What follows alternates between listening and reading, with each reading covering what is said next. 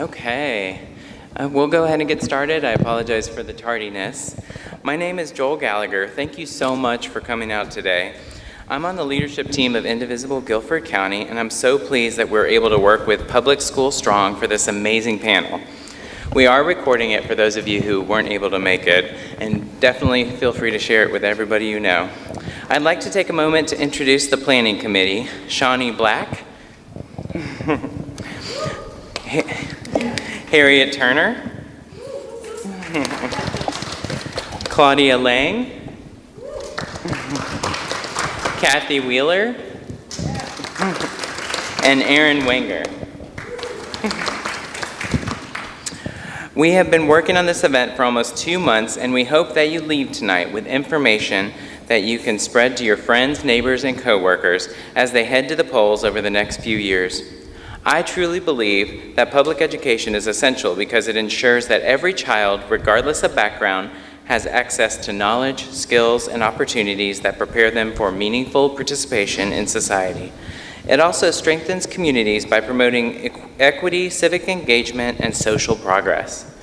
A couple of housekeeping items. We're videotaping this event, as I mentioned, and we'll post it to our social media when it's edited and prepared. There are bathrooms located behind us in the sanctuary down the hall to the left. We do have a first aid kit for emergencies, so if you have an emergency, please find one of us wearing a blue volunteer badge or just raise your hand. We'll start tonight with a quick rundown of how we got to where we are at this point in the state of North Carolina with regards to public education. This will be laid out by Shawnee Black with Public School Strong. Then we will do a quick introduction of our panelists and jump straight into questions delivered by local educators. The panelists will have 3 minutes to answer each question, and we'll end with a 1-minute closing statement by each of the panelists to add anything that we might have missed with the prepared questions. Finally, we'll end with a call to action with something you can do over the next couple of days to move the needle in the right direction. I'm going to pass it along to Shawnee. Yeah, come up here.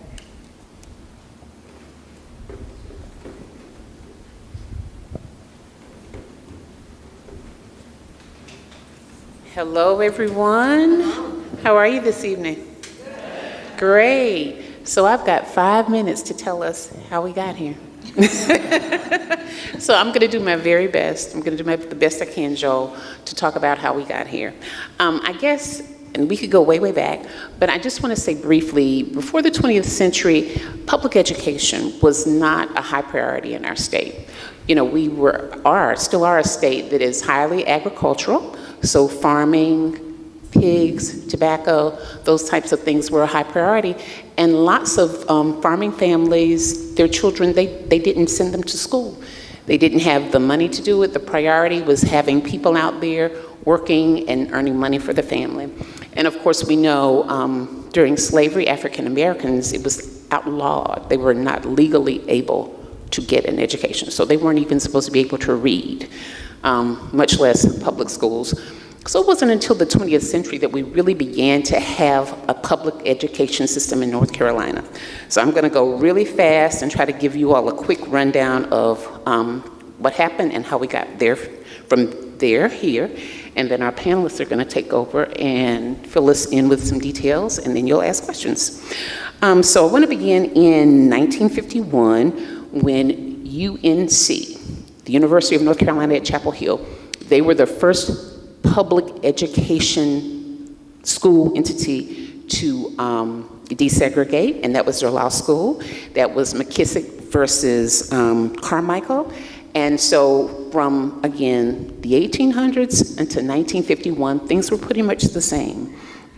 And then along in 1954 comes Brown versus Board of Education. That's when the Supreme Court said, you know, separate but equal is not good enough. That was not good enough. And we all know about that. They passed that law, and then they had to come back and revisit it because the states were like, we're not going to do this.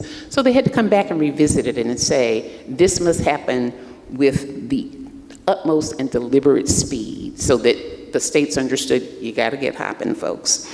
In 1955, our North Carolina General Assembly passed a Pupil Assignment Act. And basically what that said is that it's not up to the federal government to desegregate the schools.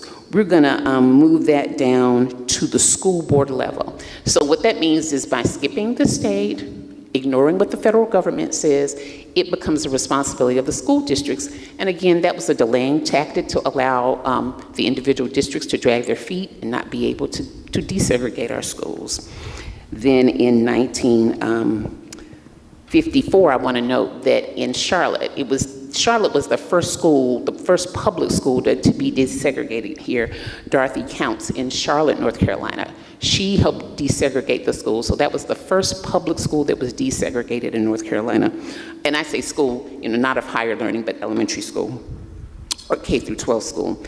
And I want to add a footnote here. In 1960, in Greensboro, North Carolina, we had the sit-in movement here. And that's relevant to public education because, A, we're talking about Greensboro, here where we are, but also that was the first effort that kind of caught fire across the country of people working to desegregate not just schools, but all public places. So that, of course, helped what happened with the public schools. Then in 1964, Lyndon Baines Johnson's LBJ outlawed discrimination on the basis of color, nationality, and race. And what that did is, and this is very interesting, I didn't know this till I began researching this, what that did is permitted the withholding of funds from schools that refused to desegregate. So that was interesting for me to find out. I was like, oh, so before our current time, the federal government was withholding funds, in this instance, for a good reason. Then, in 1969, Godwin versus Johnston County ruled that the state of North Carolina was responsible for desegregating the schools, not the individual districts. And I want to just make a connection here. We see this happening now with public education, that the federal government is saying, oh, well, we're going to leave this to the states, right?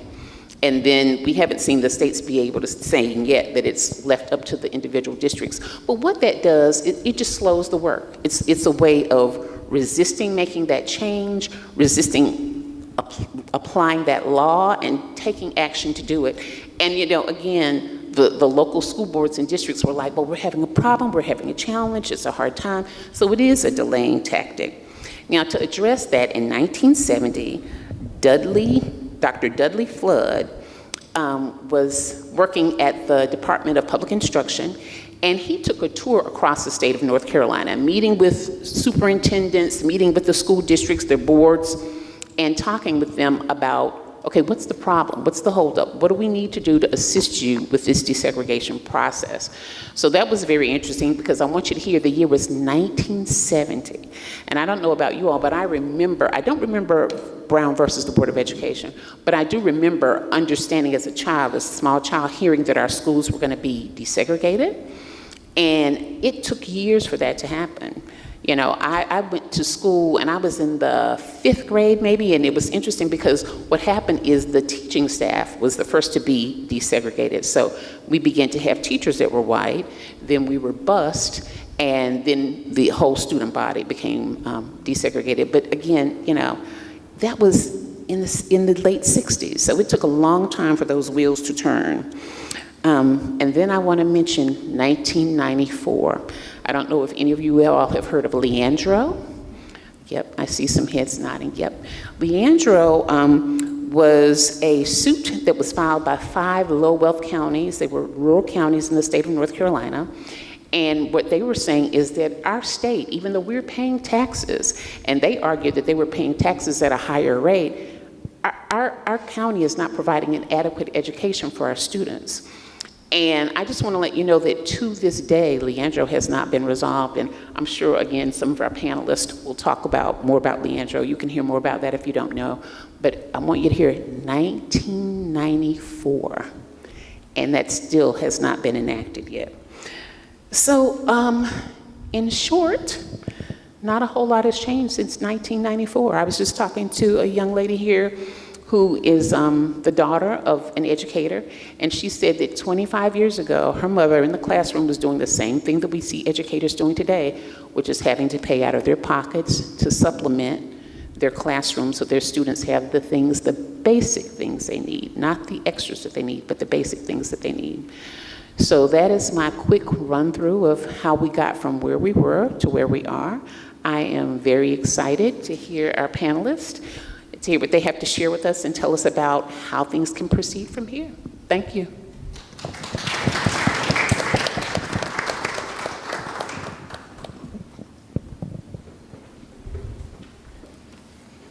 Okay, thank you so much for that. That lays a good foundation for where we go from here. I'm going to go ahead and start introducing the panelists. We have the Honorable Justice Anita Earls. She's an Associate Justice of the North Carolina Supreme Court, first elected in 2018. Before serving on the bench, she had a long career as a civil rights attorney. She worked in private practice, served as Deputy Assistant Attorney General in the U.S. Department of Justice, directed the Voting Rights Project for the Lawyers Committee for Civil Rights Under Law, and founded the Southern Coalition for Social Justice. She holds a BA in Political Economy and Philosophy from Williams College and a JD from Yale Law School. She's up for re-election in 2026 to continue to push for her commitment to making sure every North Carolinian's voice matters, protecting democracy and ensuring justice is accessible for all.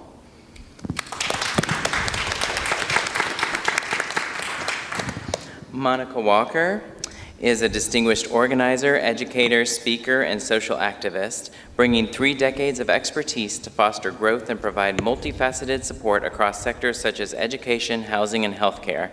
As a partner at the Groundwater Institute and a senior leader at the Racial Equity Institute, her leadership is characterized by a commitment to advancing racial equity. She previously served as the Executive Director of the Office for Diversity, Equity, and Inclusion for Guilford County Schools. She's a highly regarded trainer leading racial equity and undoing racism workshops nationwide. In her recent retirement, she has dedicated herself to pursuing racial justice, emphasizing the empowerment of systems and institutions to investigate the root causes of racial inequity and devise effective solutions to address systemic and institutionalized racism.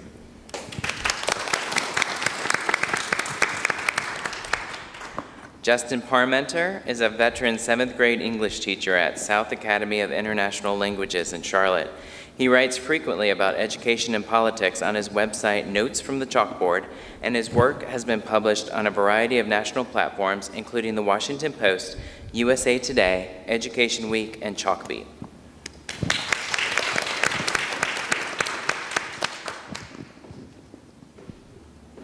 I'm happy to introduce Joanna Pendelton.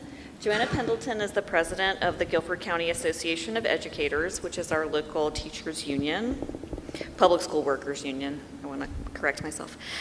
Through union work, Joanna has become an avid student of workplace organizing and the larger labor movement. The union, GCAE, has been instrumental in winning elections for local pro-public school candidates and winning material gains for public school workers in coalition with community partners. Just last spring, GCAE partnered with Guilford for All and Public School Strong to demand better pay for public school workers from our local funding body, the Board of County Commissioners. The commissioners increased the local school budget by $12.3 million, with $3 million designated for raises for school support staff, including bus drivers, cafeteria workers, office staff, custodians, and teacher assistants. Woo woo. Joanna is a school librarian and a mother of 3 public school students. She came to this work as an educator and parent, fighting for the schools she, her coworkers, her students, and her children so richly deserve.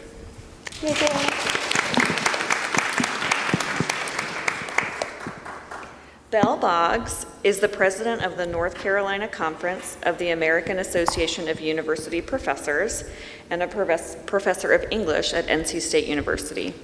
She is co-author of The Legend of Wyatt Outlaw, From Reconstruction Through Black Lives Matter, an author of The Art of Waiting on Fertility, Medicine, and Motherhood, The Gulf, and Mattaponi Queen. She was recently a fellow at the National Humanities Center, where she worked on a book about the history of the American school bus.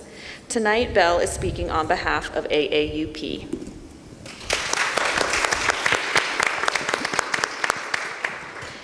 So I'm going to tell a little bit about how the questions are going to work. We have 4 educators, including myself, who will be asking the questions tonight.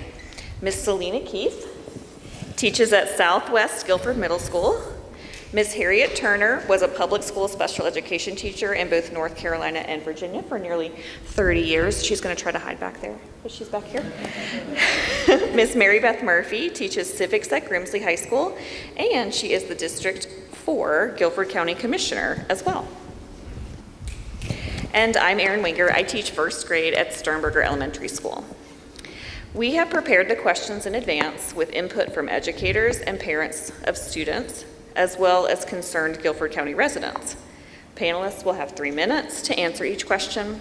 Our timekeeper will show a card when there are 30 seconds left and when you need to wrap it up. So let's jump right in. The first question, which was a wonderful segue from Shawnee, is for Justice Anita Earls. The Leandra case is a prominent and ongoing battle in North Carolina for the constitutional rights of our students to have a sound education. And like Shawnee said, we have been waiting since 1994. What can you say about the importance of the courts in North Carolina in this and other efforts to fulfill the promise of a free and public basic education? Yes, well, good evening. I am so thrilled to have the opportunity to be here with you this evening. I have to issue a very important caveat, which is I am not here to comment on the Leandro case. I have written a dissenting opinion in the most recent decision that was issued, so those views are known, but I'm here to provide information on the status of the case, which as a sitting judge I'm perfectly allowed to do, to provide civic education and give you the status of that case. So what you should know is that there have been 2 major decisions from the state Supreme Court. The first one confirmed that so what you need to know, the federal Constitution does not explicitly protect a right to education, but the state Constitution does. And North Carolina's Constitution is remarkable in that not only does it say that the state must maintain a uniform system of public schools, that's what it says, a uniform system of public schools. It also says there's an entire, so that's in the first article. So free public education is a right of every person in the state. There's an entire article of our state constitution called education, and it says all the ways that the state should be funding education. So the first Leandro decision answered the question, is that guarantee in the state constitution just about establishing schools, or is there some substantive content to it? Do the schools have to do anything in particular, or is it just enough that they exist? And the Supreme Court said this is where the phrase sound basic education comes from.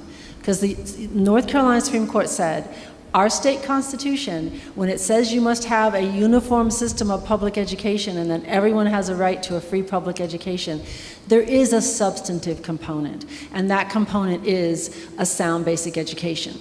So the parties went back and litigated more, and they came back to the Supreme Court on a second question of, well, what does that mean? What does it take to get a sound basic education?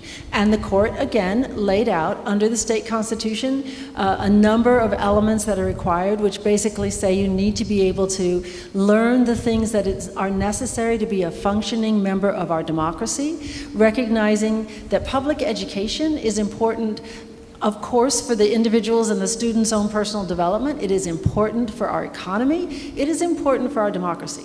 So, but then they had to go back and litigate over whether or not your students are receiving a sound basic education. And that's the issue that still has yet to be decided. I have to tell you, in 2022, when Democrats controlled the state Supreme Court, we said, if you don't provide, if the legislature won't adequately fund it, then the courts must. But then we had an election. Republicans took control of our court. They stopped that order. And as I sit here today, 3 years later, we still don't have a ruling. And so that money is still being held up. Good evening. I am Selena Keith. Thank you for being here this evening. My question is for Justin. The voucher system has gotten completely out of control here in North Carolina. Can you give us a short synopsis of the voucher system, and where do you see the greatest impact to public schools with the money diverted away to vouchers? How does the expansion of vouchers affect enrollment stability, staffing, and budget planning in public school districts? How does it make your job harder? Thank you for that question. I'm happy to be here this evening with you all. Appreciate the opportunity. So in North Carolina, our voucher system is called Opportunity Scholarship, and it started in 2014. So the year that bill passed, $4.6 million were allocated for vouchers. In the original legislation, vouchers were available only to families who qualified for free and reduced price lunch at school. So, in other words, it was a program that was set up specifically for families who were struggling economically. Around the same time, the legislature created a system of school report cards, which you all are probably familiar with.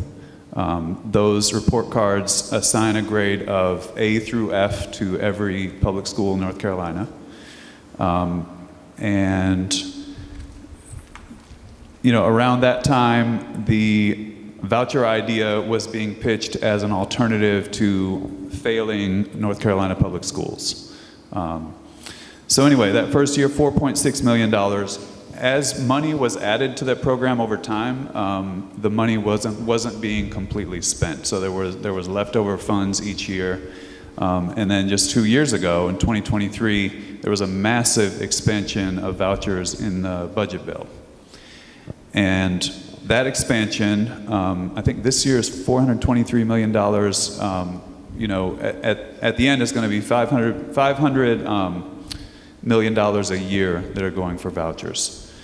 In addition, in that budget bill, there was a change made in voucher law so that the income eligibility requirement was discarded, meaning families, regardless of their income, had access to that money from the state. They also scrapped the requirement that people receiving voucher funds had to have had children in public schools, so that now, anybody who wants to apply for a voucher, the wealthiest families in North Carolina who have never sent their kids to public school and never would are also eligible to be, to have their tuition subsidized by you. So that's kind of like the landscape. I would say, in terms of how does that make my job harder? How does that make, our system, what type of challenges does that raise beyond just spending a massive amount of money that our public schools desperately need in this manner? When kids go to a charter school or a private school, which isn't required to follow the standard course of study, and then they come back to public schools, their learning is all over the place. So I think the standardization that we have in public schools, it makes it a little bit easier for us to accommodate students that way. So that's it for now. Good evening. I'm Harriet Turner, and my question's for Joanna. Joanna, we need an equal measurement of student success in public schools, charter schools, and private schools receiving vouchers. How can we design a robust system of outcome evaluation, academic performance, demographic data, and equity impacts for programs funded with public dollars? Thank you for the question. I think I'll give a cheeky answer first, and then a real answer. The cheeky answer is stop using public funds for things that aren't public school, which would be the easiest answer, right? But also, when we're thinking about how to measure student success in different settings between public schools, private schools, charter schools, there's really a problem here because we're not comparing apples to apples, right? So in public school, we are serving everybody who walks through the doors, and that is our legal obligation. And in fact, that is our moral obligation too, if you want to get into it. And what we're seeing is that Private schools and even charter schools are able to pick and choose their students. Sometimes this happens on the basis of religion or identity in some way. Sometimes this is just that the students have needs that can't be met at the private or charter school. And so the only place that they can come is a public school. So if we're going to equalize the measurement of students between all of those different campuses, we do have to keep in mind that what we're comparing is not a complete student population from campus to campus. What we're measuring is a different situation for these different types of campuses. At the very least, what we would need to do is hold charter and private schools to the same stringent state testing requirements as your children have in public schools. Anybody who's ever been in a school in May, you know that this is no joke, right? We have so many protocols, and when you walk into a school where there is testing, you're going to know that you're walking into a school where there is testing. It is high security. The principal is probably going to be standing in the hallway in a black suit and sunglasses with an earbud. Like, it's almost ridiculous, the level at which we are testing our students in public schools. And it's just, none of that is happening in private and charter schools. We have no comparison. We have no data that is that apples to apples comparison. And, it's number one, because the populations are different on purpose. And number two, because there's just no structure in place to make that happen in any way. All right, this question is for Justin. Justin, what types of exclusionary practices are documented among voucher-accepting private schools, and how do these practices go against North Carolina educational statutes? Justice Earls mentioned this earlier, but I'm just going to quote the state law that says a general and uniform system of free public schools shall be provided throughout the state, wherein equal opportunities shall be provided for all students. So that law only applies to public schools. It does not apply to private schools. Private schools can legally discriminate against LGBTQ plus and non-Christian students, and they do. I brought some primary source documents for you all this evening. This is from the Handbook of Fayetteville Christian School. FCS will not admit families that belong to or express faith in non-Christian religions such as, but not limited to, Mormons, Jehovah's Witnesses, Muslims, non-Messianic Jews, Hindus, Buddhists, etc.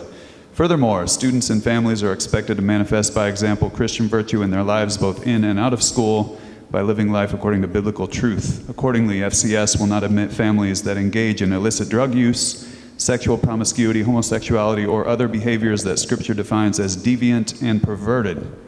Once admitted, if the student or parent or guardian with whom the student resides becomes involved in any of the above activities, it will be grounds for dismissal of the student/family from the school. I've read dozens of these handbooks, and the language that I just read to you is not unique. Discrimination against students with disabilities is also common in North Carolina public schools. Here's a section from, actually I'm not going to read the whole thing, but a school in Raleigh that specifically says we do not admit students who have an IQ that falls below a certain level, and we don't honor IEPs. I think that most people who work in public schools are tremendously proud of the fact that we accept all students that come to us and do our best to teach them in the best way that we can. Public schools are required to provide transportation and to feed all students that come to us, and private schools are not.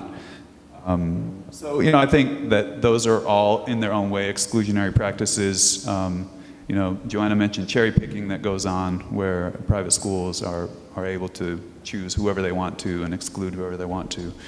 As an educator who deeply believes in education as a human right, that's very troubling to me, and I wouldn't want to be a part of that at all. So one more thing I just wanted to add about the exclusionary, kind of like, where are we headed with all of this? North Carolina is a little bit behind some of the other states in the voucher game. We can see in Arizona and some other states that have been at this a little bit longer than us. What happens over time is that quite often some of these private schools begin to raise their tuition. Sometimes, that the rise in tuition matches the voucher dollar amount. And so, I think we're definitely, we need to watch out in North Carolina. There are already signs that we're headed in that direction as well. And if the vouchers that we're providing to, to certain families can get a kid into a certain school but not into another school, then I think that's it's an equity issue that we need to be talking about. Thank you, Justin. The next question is for Joanna. What, as an educator, are the top 2 things you want parents to know about how court decisions affect their children in the classroom? Great, thank you for that question. Yeah, okay, so I had to limit it to 2 things. I will say number 1 is funding. The North Carolina Supreme Court has ruled in the Leandro case. You heard Justice Earls explain about that earlier. And North Carolina has an obligation to ensure that all children have access to a sound basic education, and our state has fallen short of that for years, for decades, right? In North Carolina, the bulk of public school funding comes from the state, and that ensures equity, right?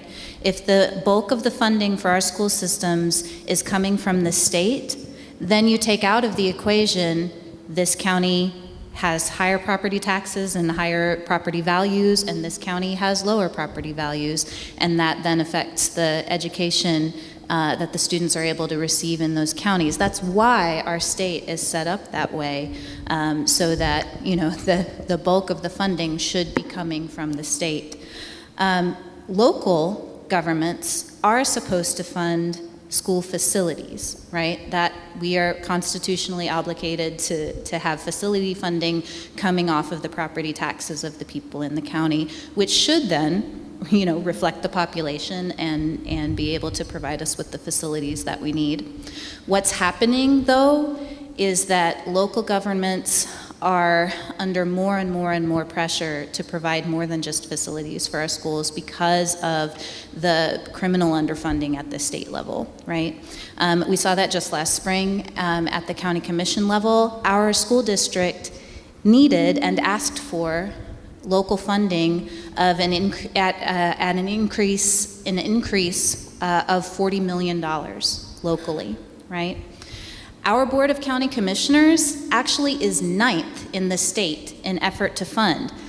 Our commissioners are doing a respectable job of funding our school system. They don't have $40 million. You can ask Mary Beth. It's not there, right?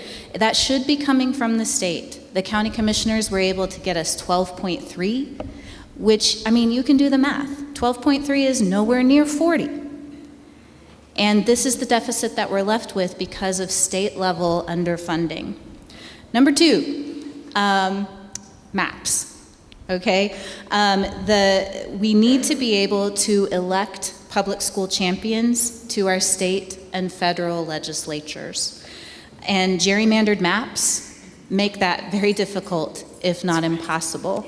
So when you think about your Supreme Court in North Carolina, I want you to think about maps every time. We can get equitable, fair elections in North Carolina, and in order to do that, we're going to have a Supreme Court that's willing to take on these maps. And so the first thing we have to do is keep Justice Earls in her seat in this upcoming election.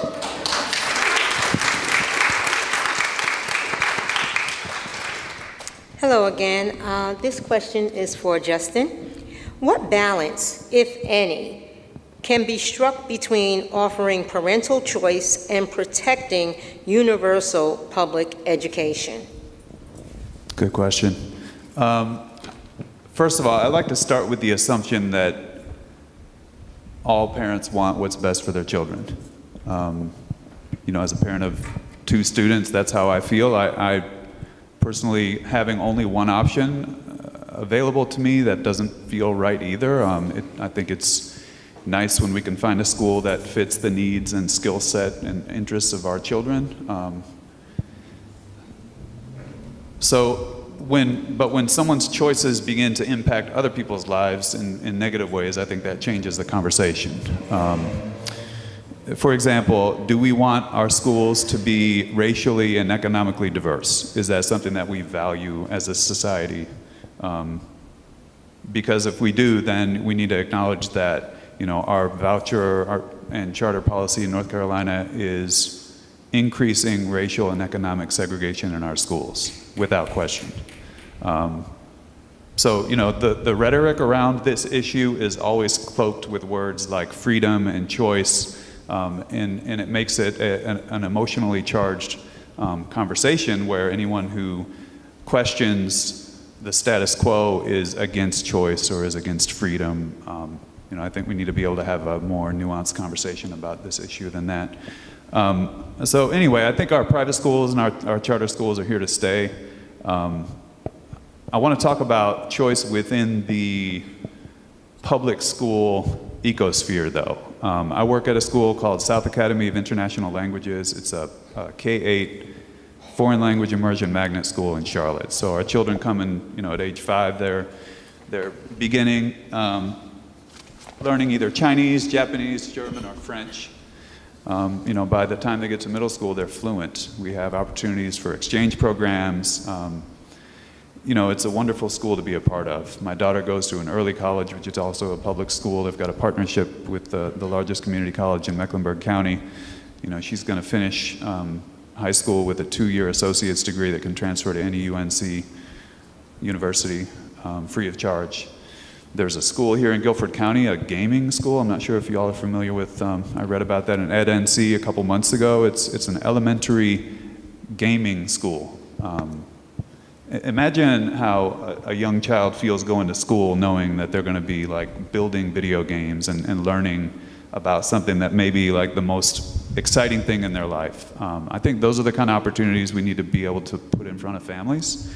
And I think that we can do that using tax dollars and our public school system. I think that would be ideal.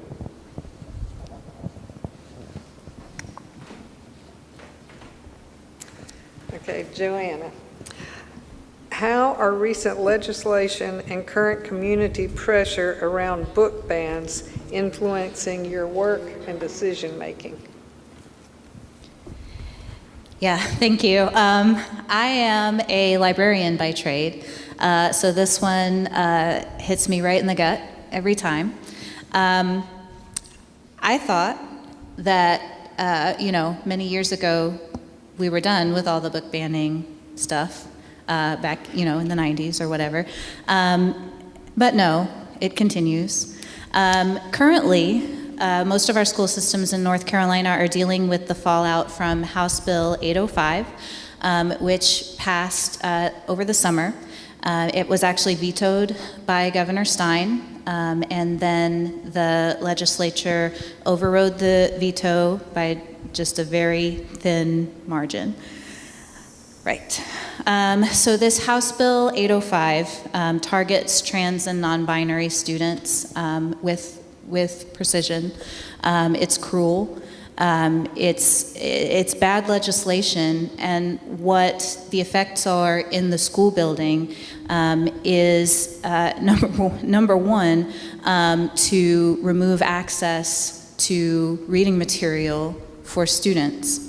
And they've done this by requiring that what the law says is library catalogs have to be searchable by the public, and parents have to be able to restrict what their kids can check out from the library. That was already a thing, right? We already have our library catalogs online.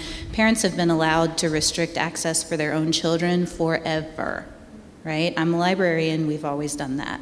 The problem with this law is that it also now specifies that classroom libraries are also to be included in that.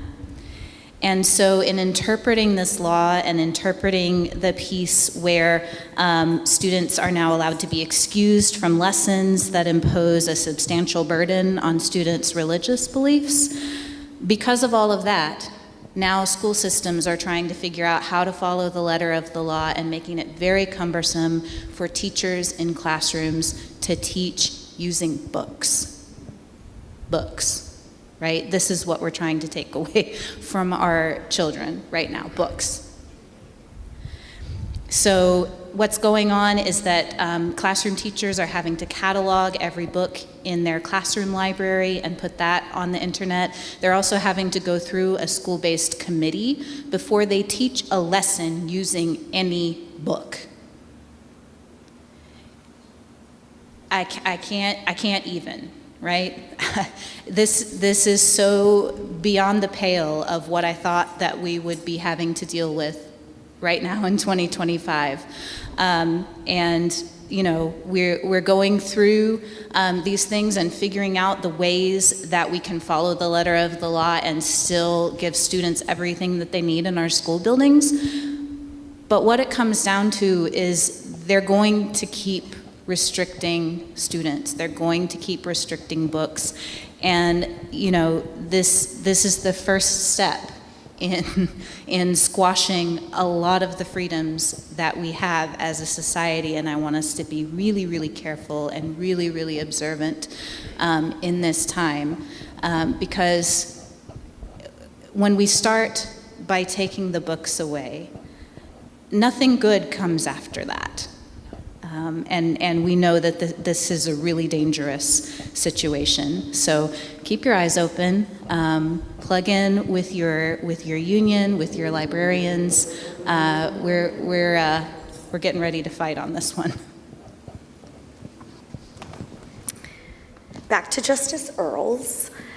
In light of the U.S. Department of Education using landmark rulings meant to secure fair access and safe education for all students to engineer reverse discrimination practices, do you see potential problems with our North Carolina Board of Elections also trying to take us back in time? How do you see our courts protecting the gains we have made over time? What do you think are the most important ways for North Carolinians to ensure that all students have fair access to quality education? So what North Carolinians can do, obviously I think that local organizing and activism and working at the local level is extremely important. But I have to just go back to your vote. That is how you can make a difference, and to the extent that you can multiply your vote by talking to all of your networks and letting them know what you are learning this evening and getting them energized to exercise their right to vote.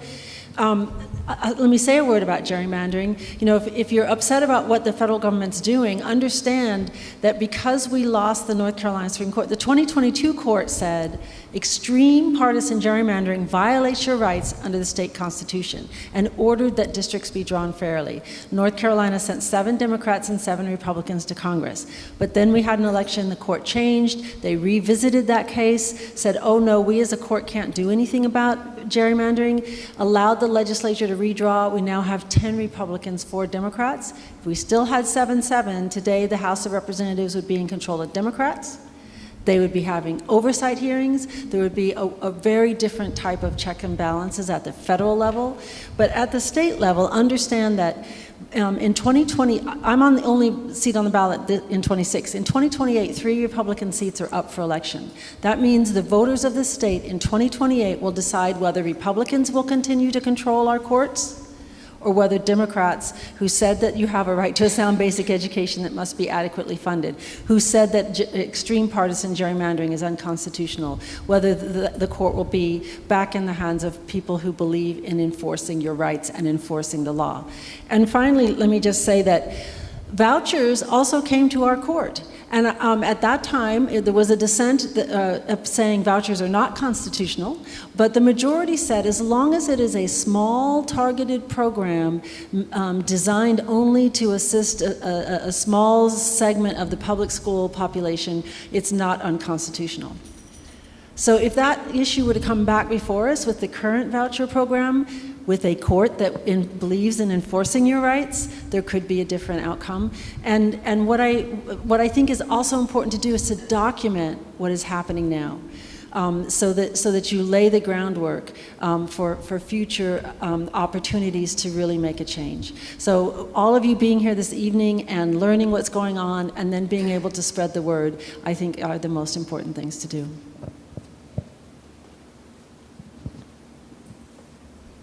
Thank you, Justice Earls.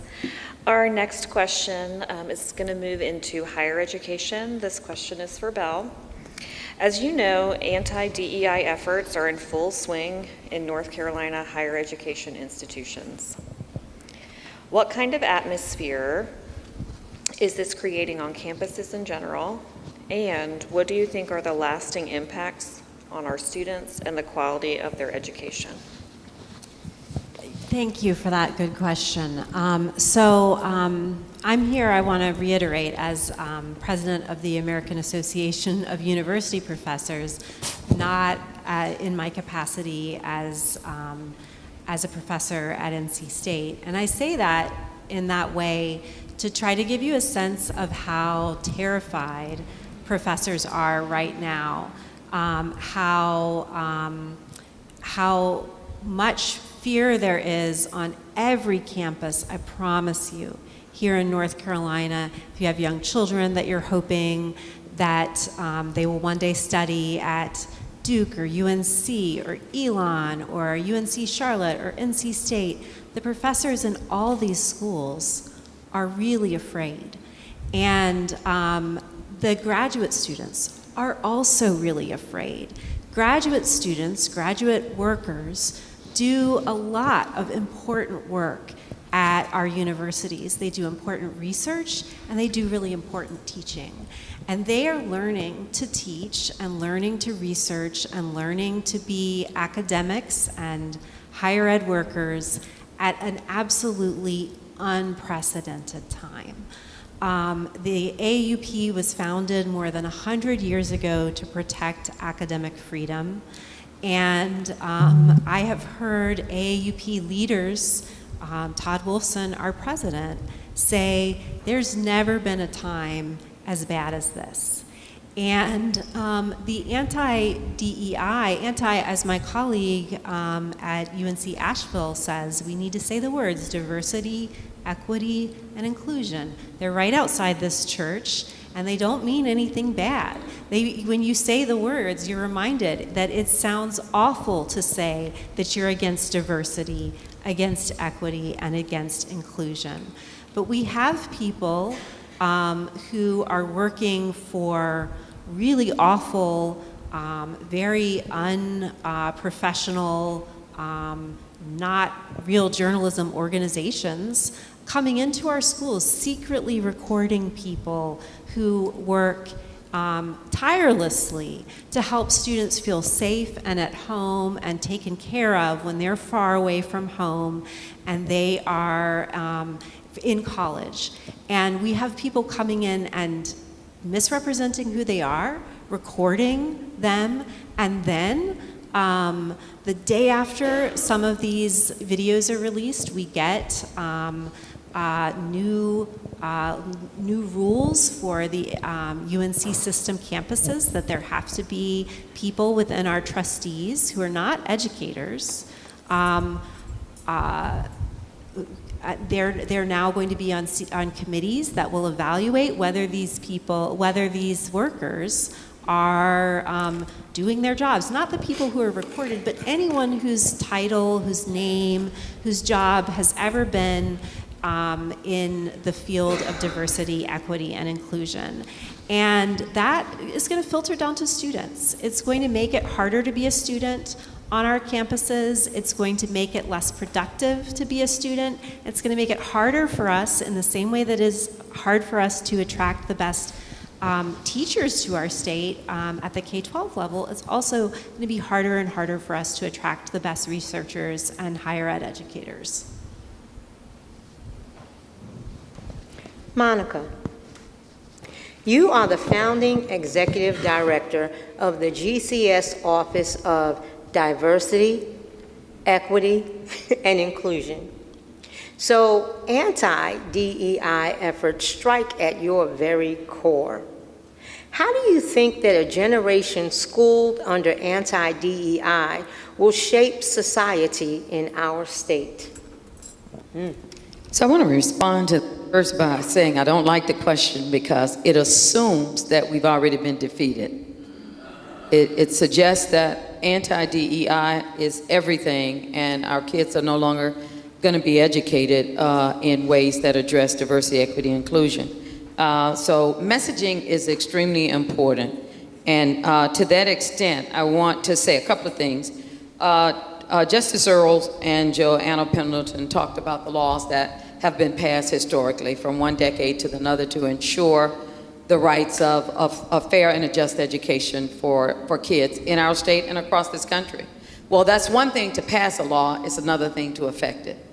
And so I can tell you that one of the purposes that diversity, equity, inclusion initiatives and offices in any, whether it's in education or any place that it is, has been really the effort to employ and to make that law, those laws that were passed, the guarantees, a reality. And without it, to be honest, we've had laws passed before Brown versus Board was passed, and it took us, 15, 17 years to actually affect that here in the state of North Carolina.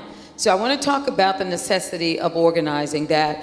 A battle is being waged against DEI indeed, but we've not lost that battle.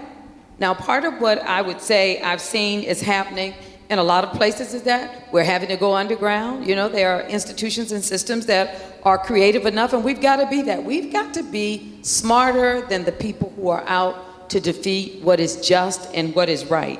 I won't deny, you know, in fact, I want to say this because Anand Giridharadas writes a book, Persuaders, and one of the things he says that, and I want to quote him, because I think it's so important, he says that when we overestimate the convictions of our opposition, we give up on democracy. And you know why that's so important? Because you know what, I don't know if you all know, but over half of the populace of this country don't even know, can't even tell you what DEI is. Even as people have supported anti-DEI efforts, you know, I've watched these interviews where when you ask people really what that is, they can't even tell you. Part of our job and part of the fight, part of the battle that we are waging is to educate the populace.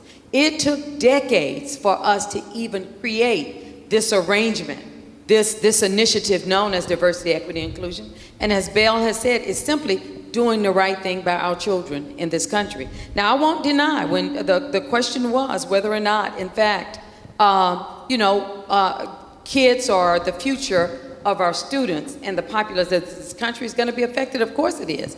Because what we're going to find is the civic impact is that we are going to have systemic equity conversations, may have weaker tools for understanding racism, classism, and intersectionality. That's on the level of the civic impact. Workforce impact. Employees may face a skills gap and cultural competency, especially in fields like healthcare, education, and public service. So what it is that we've got to be heavily committed to waging this battle, which I remind you, we have not lost. But if we cease or if we give in to believing that we've lost this fight, then that's a whole nother conversation we need to be having. Bill, you were quoted in the Assembly as saying that bending to the will of bullies is not the way for universities to respond. How do you think our institutions should be reacting?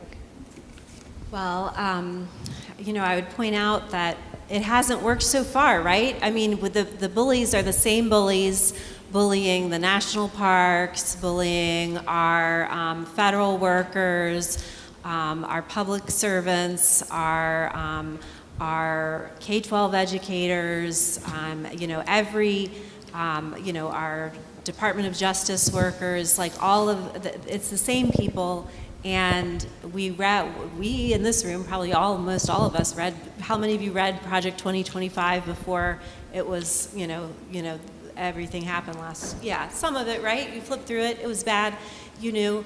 And that's all happening now. And it does not say anywhere in there, well, and then we'll be reasonable. And there's no like backing off. It's all been like what they said. So I think that tells us why. And then watching what has happened in the schools that have said, okay, yeah, we'll pay you and we'll do this and we'll agree. You look at Columbia University. It has not worked for them. They just demand more.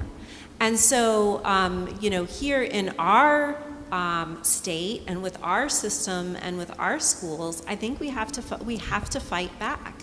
And I think that starts with people who, like yourselves, who care about education, who care about higher education and K-12 education. I've worked with Public Schools Strong for, I've probably spent, as many hours working with Public Schools Strong in my own county as I have working with AAUP. And that is because I have children who are in that, who are in the public school system. And a lot, I know that those kids who are the peers of my kids who are in 6th grade and 2nd grade, they're going to eventually be in my classroom at NC State. And I want them to be prepared, and I want them to have all the resources at every level. And so we all really have to work together to show our universities that we care about university education, that we care about having a strong UNC system that is the pride of the South and the envy of the world, and that we want that we want our students to have the resources that we have committed to giving them at every level. And when we can show, I think, the university presidents, if you're an alum of one of these schools, that we are, that you are behind them, and that you don't want them to cave to public pressure, or to cave, I'm sorry, not from public pressure, from the Trump administration pressure, then they will feel, additionally empowered to say, okay, actually, we're going to fight this, and we are going to, we're not going to bend to the will of bullies, because there isn't coming back from that. And once you destroy, people in Greensboro know, people at UNC Greensboro know, once you destroy an academic department, you don't get it back. Once you lose a tenure line, you don't get it back. They take it away. It takes a really long time if you are ever going to get it back. So we have to keep what we have. And to go back to it, the vote is really, really, really important. And all of the organizing that we do now, up until 26, and in this election year also, it's really, really important. Monica, what do you think are the strong forces or institutions in this state which can stand against repressive anti-DEI legislation and reverse it? I think it's all of our institutions. I think it's the university systems. I think it's all of our major industries and employers. I think it's every level of our government, from the school board to the city councils to our county commission. I think it's every community organization of every kind, civil rights groups. I think it's also our state courts and legal advocacy. I think it's going to be, I'm an organizer, and I can tell you that even having a DEI office here in Guilford County, and perhaps every other county in the state, came as a result of people who organized for decades to get that initiative employed in our district. The same kind of energy that it took to get those offices established in Charlotte, Mecklenburg, in Durham County, in Guilford County, because not every county in this state even ever had a diversity, equity, and inclusion initiative, but it was that same kind of organizing. And so we think that organizing is going to happen, or need to happen at the level of, we got to create multiracial coalitions. We've got to do that, and we've got to create those kinds of coalitions, and they're based on self-interest. As an organizer, one of the things I can tell you is that you build the kind of relationships where people begin to see their collective self-interest, and they work across that. And it has only been through that in this district that we've been able to move this kind of effort. one of the things I didn't say in the previous question is that one of my colleagues talks about the fact that the reason that we are having this battle waged against DEI is not because we've been weak and anemic as a collective of people organizing. It's because we've been so strong. Those decades of investment, of building up an initiative where we began to speak to corrective actions in our schools so that every kid can feel at home and safe in the school. Every kid's needs can be met in the school. Dealing with issues about, equitable distribution of discipline, all of that came as a result of the way that we coalesced around initiatives, and we built that up, and we don't stop now. In spite of all of the ways that this current administration wants to throw us off, as a matter of fact, I was hoping one of the things that would be said is that, we've cowered under the burden of the threat that many folks, I don't have the legal mind that Justice Earls has, but here's the thing I do know, is that there were executive orders that were not law. They were simply orders. But so many of us caved under the threat, literally gave in under the threats that were being made to us, that we've already given in, and that's a mistake that we've made. So part of what we've got to do is we've got to organize. The same thing that it took to get us here is the same kind of organizing investment that it's going to take to turn this around. So as I said before, we're not defeated. Is there a battle being waged against this work? Indeed there is. But we are going to double up in every way that it becomes necessary in order to be able to push back against all of this that would deny every kid in this state and in this country the right to an equitable and a sound and a decent education in this state and in this country. Thank you, Monica. The next question is for Belle. Belle, can you tell us what you see as the biggest challenge to higher education in North Carolina today? Easy question. Yeah, I would have had a different answer. It would have been harder to answer actually a year ago, because you could say, oh, is it these attacks on humanities departments? Is it like the student debt crisis? But now you have to say it is this authoritarian idea that college, that universities are bad for us. This authoritarian idea that you shouldn't go to college or send your students to college, or that professors are the enemy. That is a dangerous, dangerous idea, and it is totally at odds with the truth. It's at odds with the fact, because going to college, on average, extends Americans' lifespans by 11 years. It makes you happier. It makes you healthier. It makes you, on average, about $1 million wealthier over the course of your earning years at work. So the idea that college is bad is a way to keep people down in an economy that is not working for them, in a lifestyle that is designed to take their voting rights away, to take their sense of agency and purpose away. And it is extremely dangerous also to the research that is being done at all of our universities. So, as I said, I should have said, academic freedom, that is what makes universities work. And it's also what makes our state work. We as a state, in the current budget coming up, we stand to lose. We're in the top 3 states in terms of loss for science and medical research. The top 3 states after New York. Sometimes we're number 2 after New York. And I mean, we have like 7 million fewer people than New York.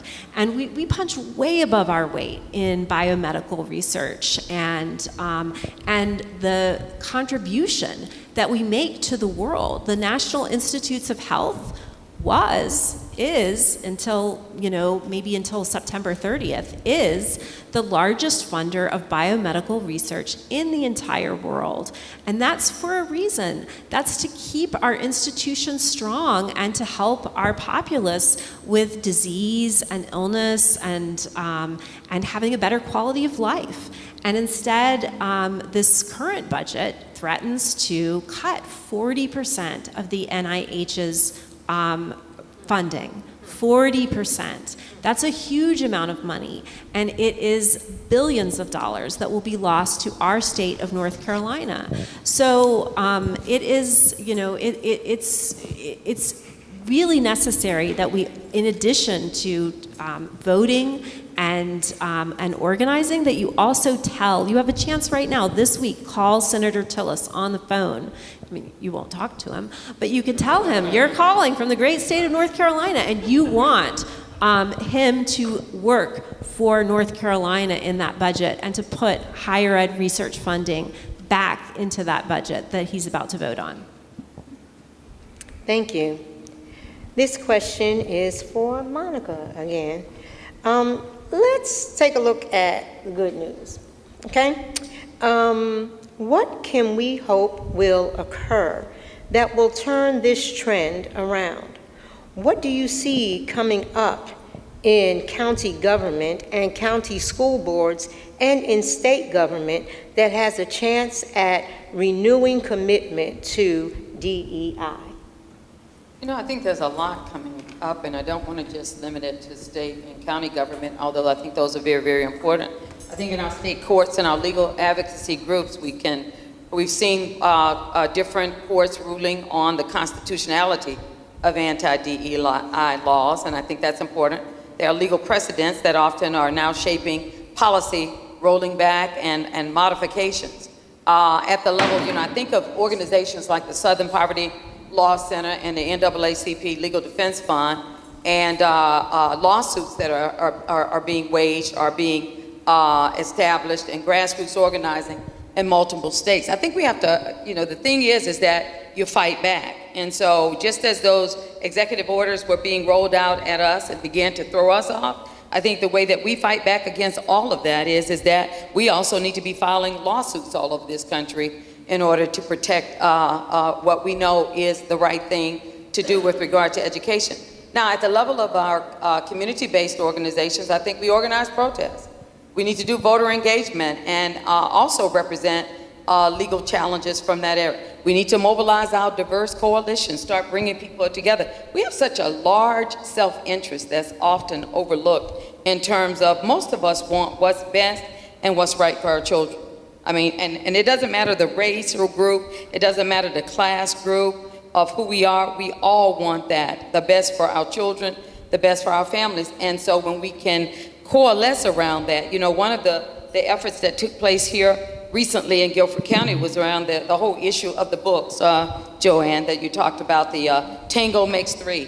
One of the things that I was inspired by as one night with the school board, I mean, one school had created such a coalition of folks organized around their self-interest that showed up that when you show up in that kind of strength, we just can't be defeated, y'all. We are across this country. I think of cases, the Pipeline Fund, the ways folks fought back in the state of Florida and defeated Moms for Liberty. We're having to fight for that here. That whole case of Tango Makes Three was people here in Guilford County fighting for doing the right thing, and when those families came together across that school, they were able to defeat that. And so as an organizer, I just have to say that we have to create the diversity of those coalitions. You know, I live in one community, but I have to recognize that there are more than just my community, that across the multiplicity of communities in this county, that many of us want the same thing for our children. We want them to be able to advance. We want them to feel at home in school. We want them to feel safe. We want them to feel protected.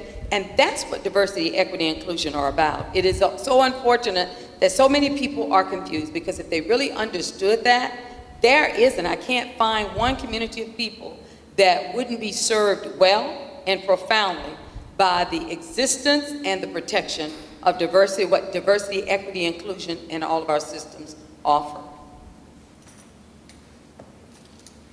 Justice Earls, drawing on your work for civil and voting rights, knowing that this impacts our educational outcomes, what do you feel are the strongest foundations on which we could rebuild our educational system in North Carolina? So I think in order to rebuild the educational system, I don't know of any other way except through politics.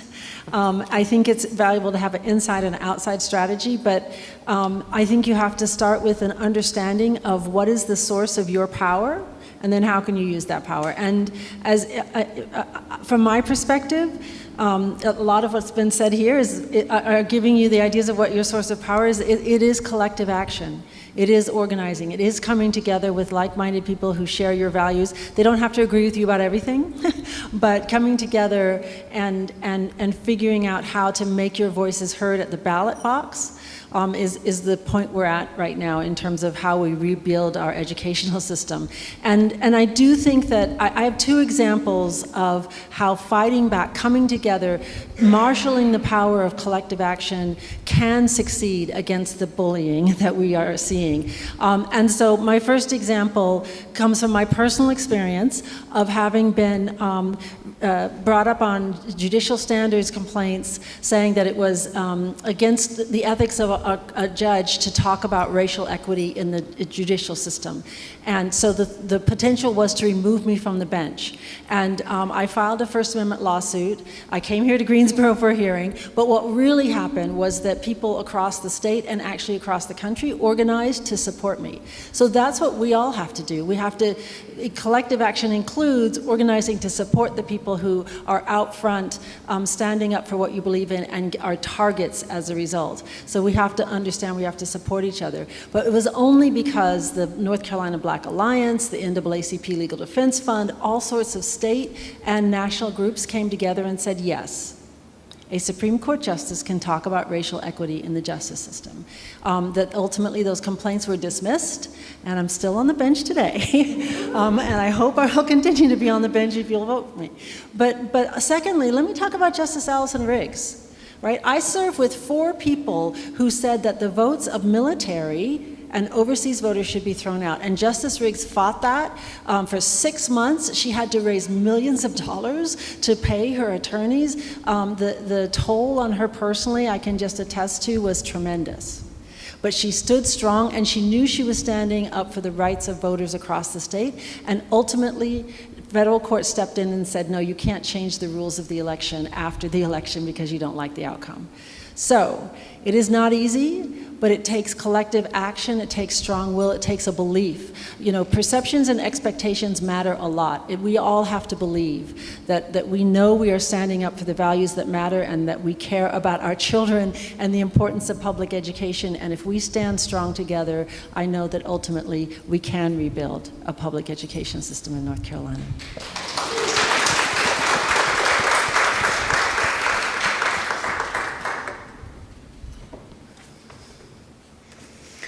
Okay, so that was a perfect way to begin the wrap up. You know, I too, Monica, am an organizer, so it is good for me. It warms my heart to hear the talk of organizing and collective action and coming together and building coalitions. It's really exciting to me. Does my heart good. So let's start, or let's finish, by thanking our panelists. Can we give our panelists a round of applause?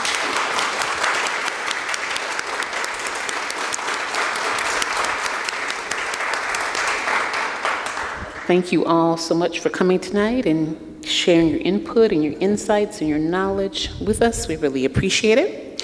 We're going to wrap up with a minute of closing remarks from each of you. So we will begin with you, Justin. Thank you.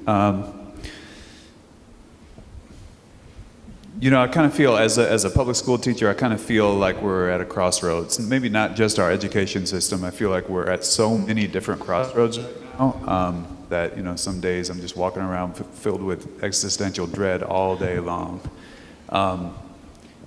But that's not the hopeful message you came here for tonight, probably. So, you know, it's so many things. It's the vouchers that we talked about that are luring students away from our schools. It's everything that's happened since 2010. You know, it's death by 1,000 cuts.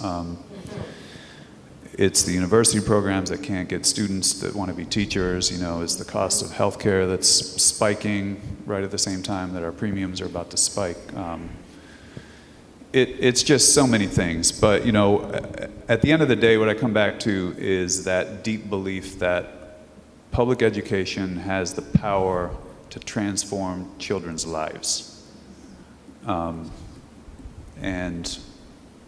that's something that's worth fighting for. And I think we heard tonight, you know, what are we going to do? What can we do? It's about collective action, and it's about fighting, and it's about, you know, the law. It's about lawsuits, and you know, we've got a couple of big elections coming up, and I think it's time to get ready.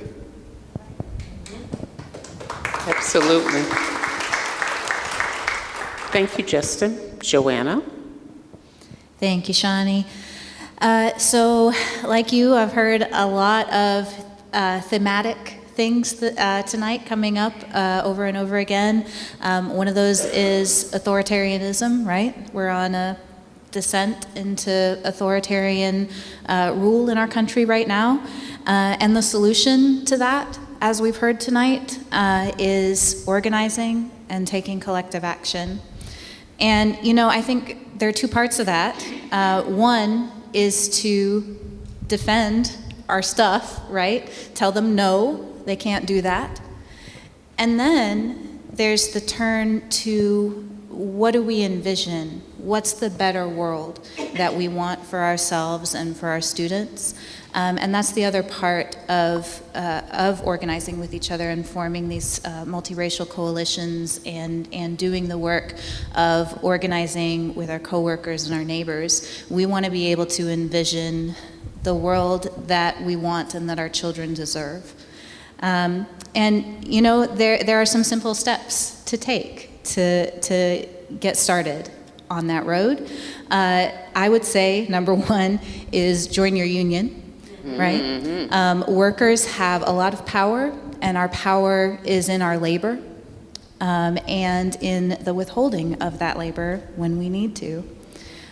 So join your union, join Public Schools Strong. Mm-hmm. Again, Public Schools Strong is the ally that we need in this moment. When we go on strike, I want Public Schools Strong for it to be your strike too, right? Like we're going on strike together, Public Schools Strong and the public school workers, and show up together. We are the majority, and you know, we are the ones with the answers. You know, to defending the things that we have and to envisioning the things that we don't yet have, but the things that we need and want for our students going into the future. Thank you, Joanna. Bill?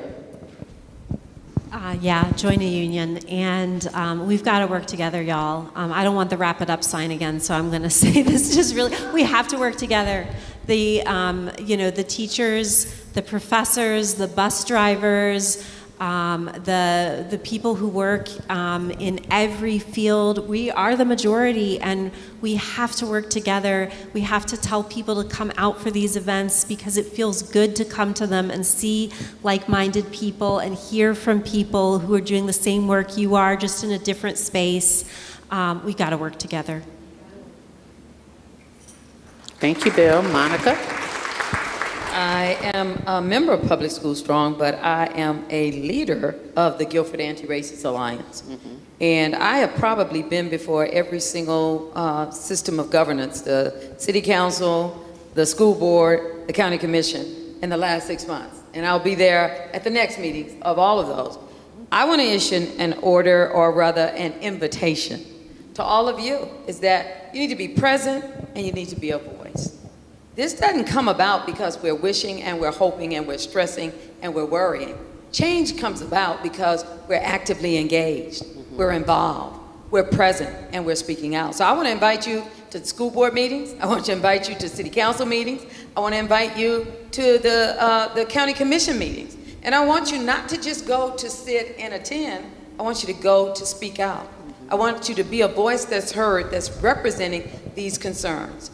The only change that has taken place in this country and any place that I know of came as a result of organizing, organizing, organizing, and organizing. Mm-hmm. And it's not a hard thing to do. It simply means that you use your feet and you use your mouth and we need you in every one of these movements that we have all represented here on this stage. So please. Thank you, Monica. And Justice Earls. In my chambers at the courthouse of the Supreme Court in Raleigh, I have a lot of books, but among those are some paperback volumes of the reports from the Civil Rights Commission of 1954, I think. There's some legislative history documents, and these are books that are partially burned. You can see the smoke damage. And I have them there because Julius Chambers' office was firebombed, and these are the books from his office. And so when things so if you all don't know the name Julius Chambers, a famous civil rights attorney who litigated Swan versus Charlotte Mecklenburg and many other civil rights cases, I wanted to follow in his footsteps and had the honor of working with him in a variety of types of cases. But I've never had my office firebombed, wherever that office happened to be. And so when I get discouraged, I remember the history. I remember whose shoulders I stand on. I remember the struggles that people went through to just get the right to vote. And so I also then, of course, look forward, and I look at my 3 grandchildren, and I know that I cannot let them down. And I know we all have those kinds of inspirations in our lives, and so you all are inspiring to me that you're here tonight, and I thank you very much. Thank you again to our esteemed panelists.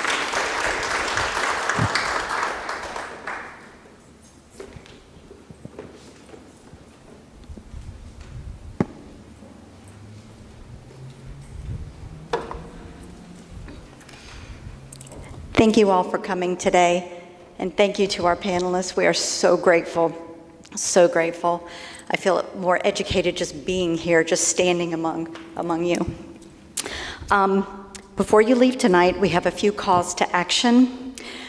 The North Carolina General Assembly still has some lingering veto overrides in the North Carolina State House. These include several anti-diversity, equity, and inclusion bills that target elementary, secondary, and higher education.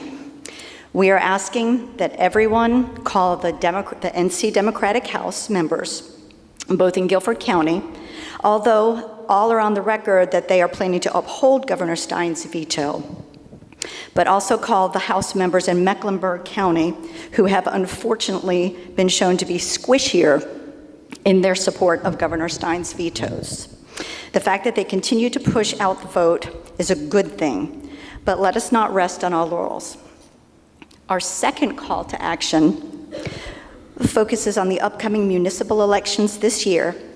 We have a chance to truly change the face of Greensboro City Council, so please make sure your voter registration is up to date and you have all the information that you need to make an informed decision. Scan the QR code on the poster at the indivisible table in the lobby and take as many handouts as you would like. And finally, as Justice Anita Earls has reminded us, we have important statewide judicial elections coming up in 2026. Get informed and tell your friends and neighbors about the importance of these races.